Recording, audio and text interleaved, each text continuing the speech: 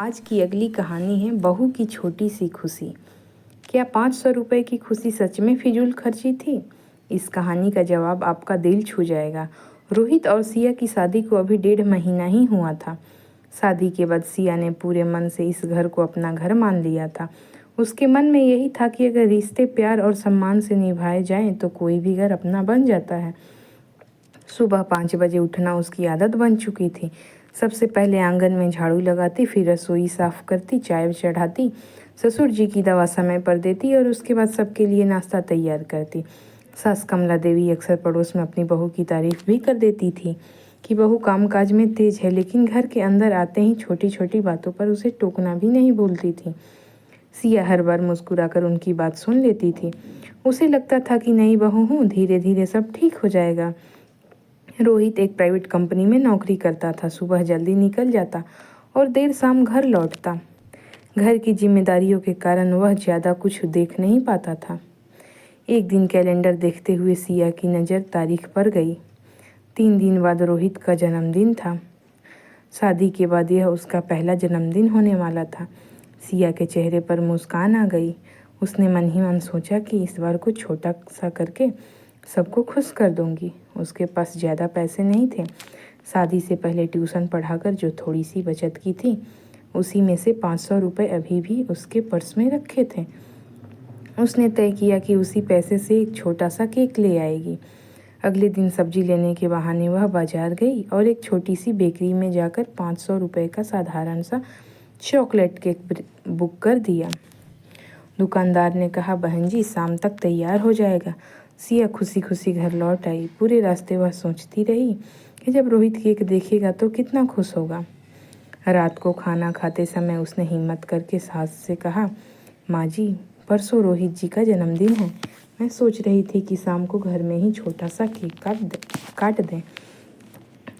कमला देवी ने उसकी ओर देखा और बोली, हमारे घर में ये सब दिखावा नहीं होता। जन्मदिन मनाना हो तो भगवान के मंदिर जाओ, प्रसाद चढ़ाओ, बस। ये केक काटना मोमबत्ती बुझाना हमारी परंपरा नहीं है। सिया चुप हो गई। उसने सोचा कि शायद समय ठीक नहीं है। अगले दिन उसने फिर इस बारे में कोई बात नहीं की। जन्मदिन वाले दिन सुबह से ही उसने रोहित की पसंद का खाना बनाना शुरू कर दिया। पूड़ी, आलू की सब्जी, खीर और पनीर की सब्जी तैयार की। दोपहर बाद बेकरी वाला लड़का केक लेकर घर पहुंचा। जैसे ही उसने दरवाजे पर आवाज़ लगाई, कमला देवी बाहर निकल आई। उन्होंने डिब्बा देखा और पूछा, ये क्या है? लड़के ने कहा, मैडम केक का ऑर्डर था। कमला देवी ने तुरंत सिया को आवाज़ लगाई। सिया बाहर आई तो मुस्कुराते हुए बोली, माँ जी मैंने ही मंगवाया है। इतना सुनते ही कमला देवी का चेहरा गुस्से से लाल हो गया। उन्होंने ऊंची आवाज़ में कहा, इतनी महंगाई में 500 रुपये केक पर उड़ा दिए। पैसे पेड़ पर लगते हैं क्या? घर चलाना इतना आसान लगता है तुम्हें? सिया ने बहुत धीरे से कहा, माँ जी ये पैसे मैंने अपनी शादी से पहले बचाए थे, घर के खर्च के पैसे नहीं हैं। लेकिन कमला देवी का गुस्सा और बढ़ गया। उन्होंने कहा, बचत की थी तो अपने भविष्य के लिए रखती। 2 मिनट की खुशी के लिए पैसे फूंक दिए। कल को घर में ज़रूरत पड़ेगी तो क्या यही केक काम आएगा? तभी पड़ोस की 2 औरतें भी किसी काम से आ गई। कमला देवी ने उनके सामने भी कहना शुरू कर दिया, आजकल की बहुएं बस दिखावा जानती हैं, इन्हें घर की जिम्मेदारी का कोई एहसास नहीं। सिया का सिर शर्म से झुक गया। उसने कुछ नहीं कहा। उसने चुपचाप केक का डिब्बा उठाकर मेज पर रख दिया और रसोई में चली गई। उसकी आंखों से आंसू गिर रहे थे, लेकिन वह किसी के सामने रोना नहीं चाहती थी। शाम होने वाली थी। रोहित अभी तक ऑफिस से नहीं लौटा था और घर का माहौल पूरी तरह बदल चुका था। सिया के मन में बस एक ही सवाल घूम रहा था, क्या अपने परिवार की खुशी के लिए 500 रुपये खर्च करना सचमुच इतनी बड़ी गलती थी? शाम करीब 7 बजे रोहित ऑफिस से घर लौटा। जैसे ही उसने दरवाजे के अंदर कदम रखा, उसे महसूस हो गया कि घर का माहौल रोज जैसा नहीं है। ना कोई मुस्कान थी, न किसी ने जन्मदिन की शुभकामनाएं दी। सिया भी रसोई में चुपचाप खाना परोस रही थी। रोहित ने मुस्कुराते हुए कहा, क्या बात है, आज सभी इतने शांत क्यों हैं? लेकिन किसी ने कोई जवाब नहीं दिया। तभी कमला देवी बोली, पहले अपनी पत्नी से पूछो, आज उसने कैसी समझदारी दिखाई है। रोहित ने हैरानी से सिया की तरफ देखा। सिया कुछ बोल पाती उससे पहले कमला देवी ने सारी बात अपने तरीके से बता दी। उन्होंने कहा, तुम्हारी बीवी ने 500 रुपये का केक मंगवा लिया, जैसे घर में पैसों की कोई कीमत ही नहीं है। आज केक आएगा, कल पता नहीं क्या क्या आएगा। अगर अभी से नहीं रोका तो आगे घर कैसे चलेगा। रोहित ने एक पल के लिए सिया की तरफ देखा। उसकी आंखें लाल थी और ऐसा लग रहा था जैसे वह काफ़ी देर से रो रही हो। रोहित ने शांत स्वर में पूछा, सिया क्या ये सच है? सिया ने धीरे से कहा, हाँ, लेकिन मैंने घर के पैसे नहीं खर्च किए, ये मेरी अपनी बचत थी। बस सोचा था कि शादी के बाद आपका पहला जन्मदिन है, इसलिए छोटा सा सरप्राइज़ दे दूँ। अगर मुझसे गलती हो गई है तो माफ़ कर दीजिए। यह कहते कहते उसकी आवाज़ भर गई।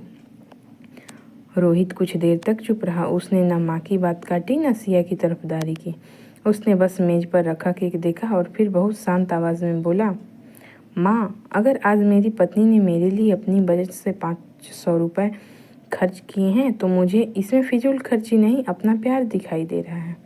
कमला देवी तुरंत बोली, प्यार अपने घर की जिम्मेदारियां निभाने में दिखता है, केक काटने में नहीं।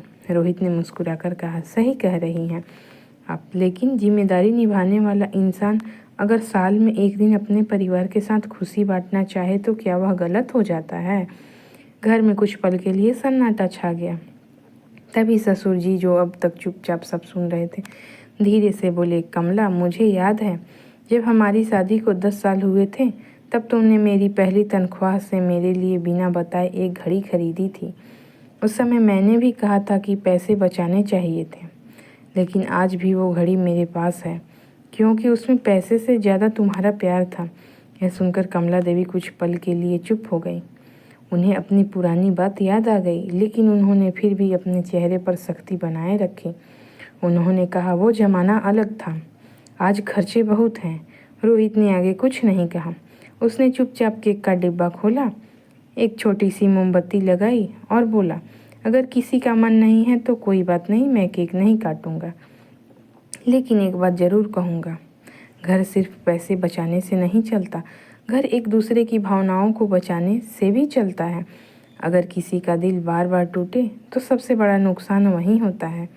इतना कहकर उसने मोमबत्ती वापस डिब्बे में रख दी। सिया ने पहली बार महसूस किया कि उसके पति ने बिना आवाज़ ऊंची किए उसकी भावनाओं का सम्मान किया है। उसी समय बाहर से दरवाजे की घंटी बजी।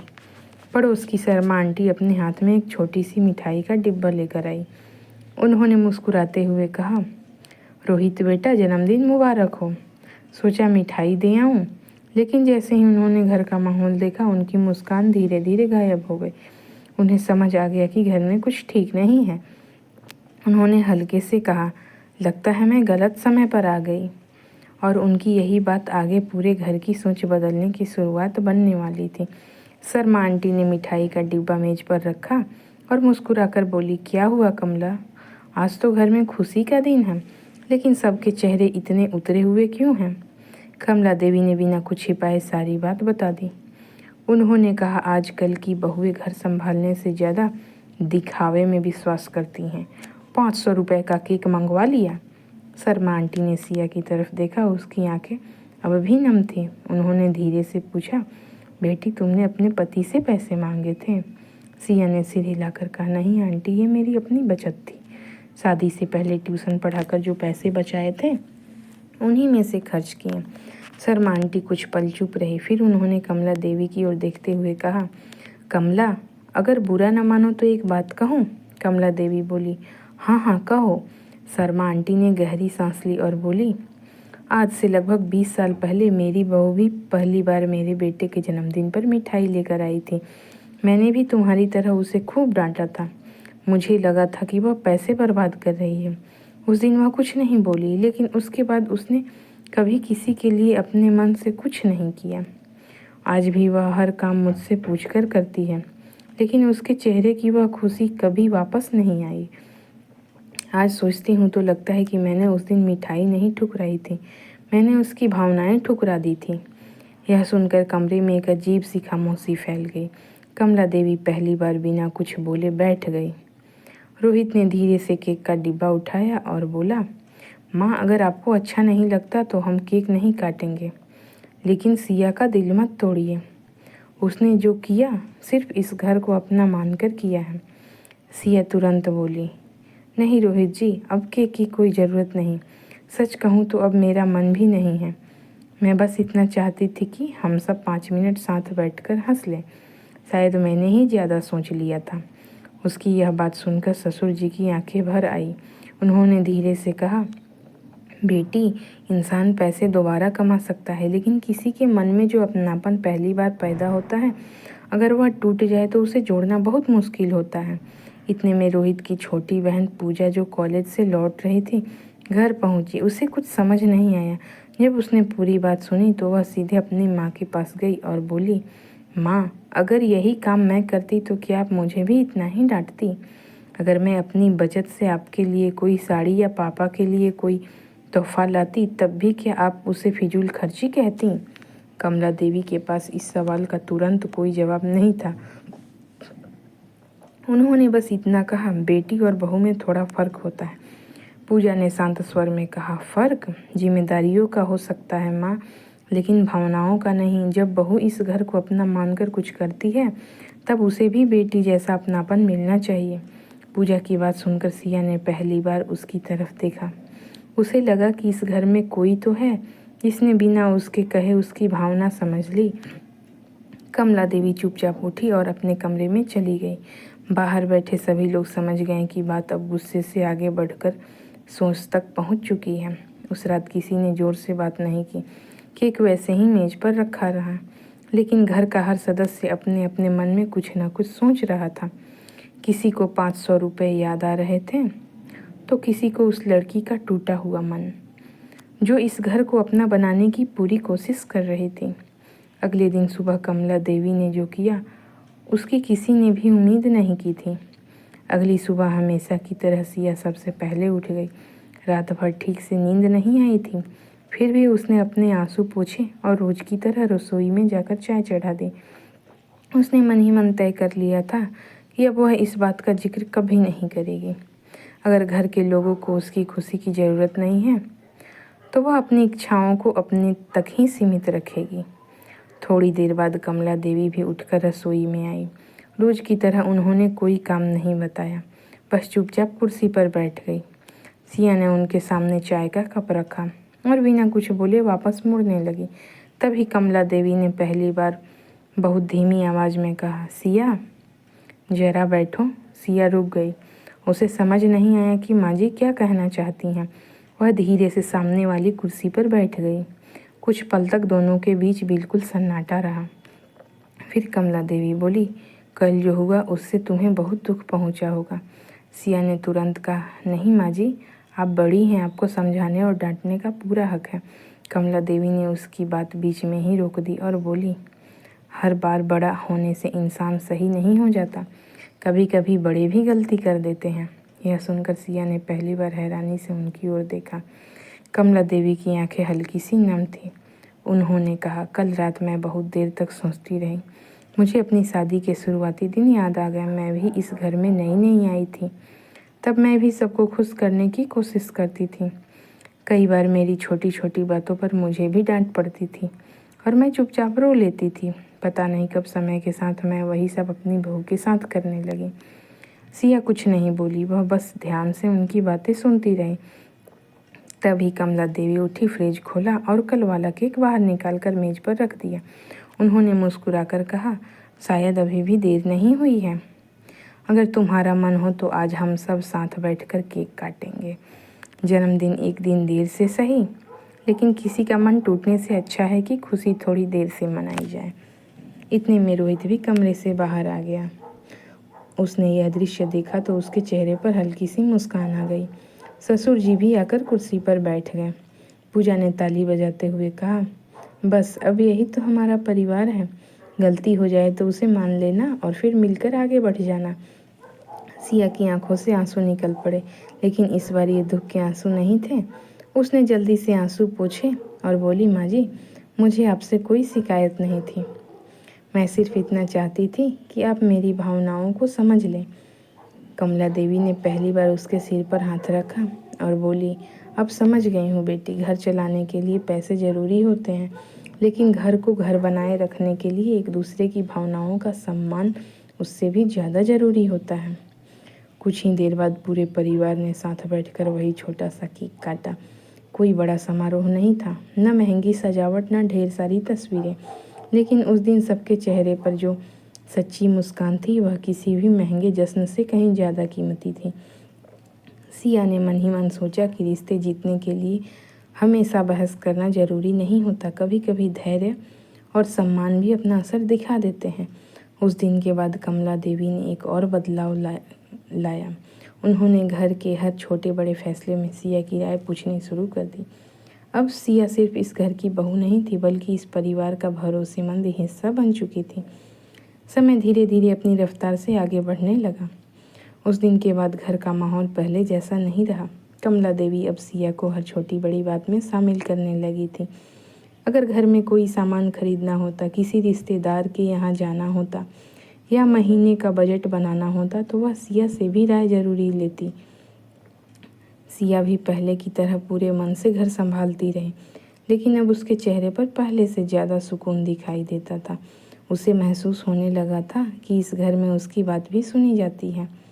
देखते देखते 6 महीने बीत गए। एक दिन कमला देवी की तबीयत अचानक खराब हो गई।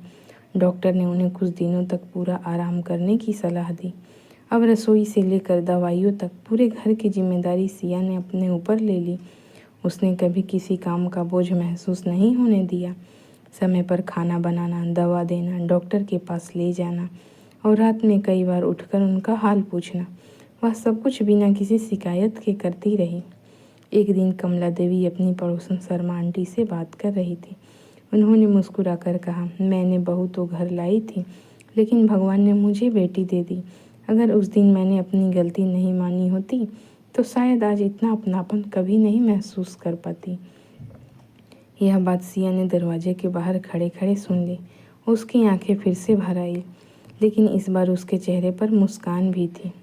उसी शाम रोहित घर लौटा तो कमला देवी ने कहा, बेटा अगले महीने सिया का जन्मदिन है, इस बार उसके लिए केक मैं खुद लेकर आऊँगी। रोहित मुस्कुरा दिया। सिया ने तुरंत कहा, माँ जी इसकी कोई ज़रूरत नहीं है। कमला देवी ने हंसते हुए बोली, ज़रूरत नहीं है लेकिन मन है, और अब मैंने सीख लिया है कि अपने लोगों की छोटी छोटी खुशियों को कभी छोटा नहीं समझना चाहिए। अगले महीने जब सिया का जन्मदिन आया तो घर में कोई शोर शराबा नहीं था। बस एक छोटा सा केक, घर में बने पकवान और परिवार के 4 लोगों की सच्ची मुस्कान थी। केक काटने से पहले कमला देवी ने सबके सामने कहा, आज मैं अपनी बहू से एक बात कहना चाहती हूँ।